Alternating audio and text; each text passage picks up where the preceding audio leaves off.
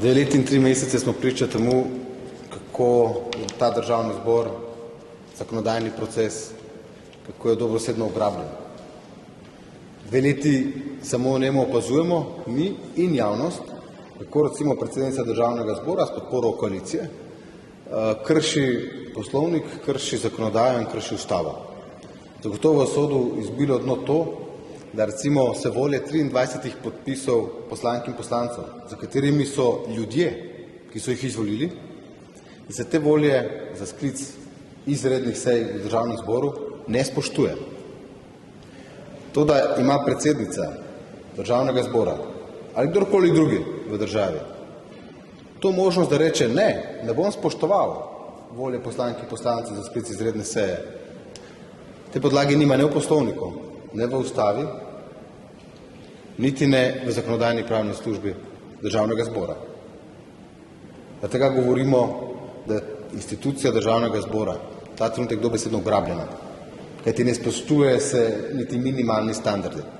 Sam verjamem v robustnost institucij, demokratičnih institucij, ki morajo biti odporne, ne glede na to, kdo je predsednik državnega zbora, kdo je predsednik vlade in kdo je na oblasti.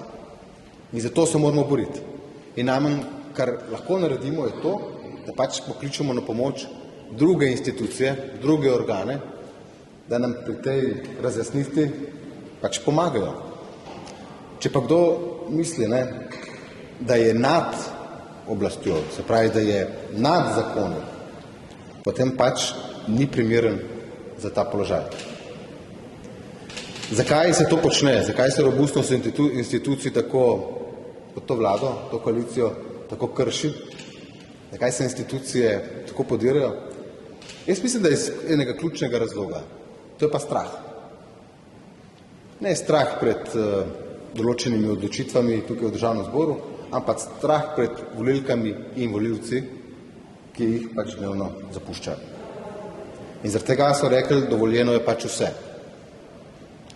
Me pa res žalosti, verjemite, da ne bi bil danes tukaj jaz pred vami, če ne bi bil situacija res tako grozna, kot je, da se ne spoštuje, še enkrat poudarim, volja 23 poslank in poslancev za sklic izredne seje.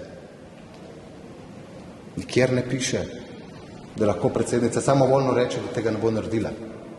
In ko že govorimo o parlamentarni preiskavi, je Ustavno sodišče leta 2019 eksplicitno zapisalo, da mnenje zakonodajno-pravne službe državnega zbora ni obvezujoče. Torej, drugo, kar se tiče, je tudi sprejemanje zakonodaje, procesov v parlamentu. In čutim to poklicanost, da je prav, da smo skupaj s kolegi Slovenske demokratske stranke strnili vrsto v tem primeru, da zaščitimo to institucijo, v kateri danes tudi smo.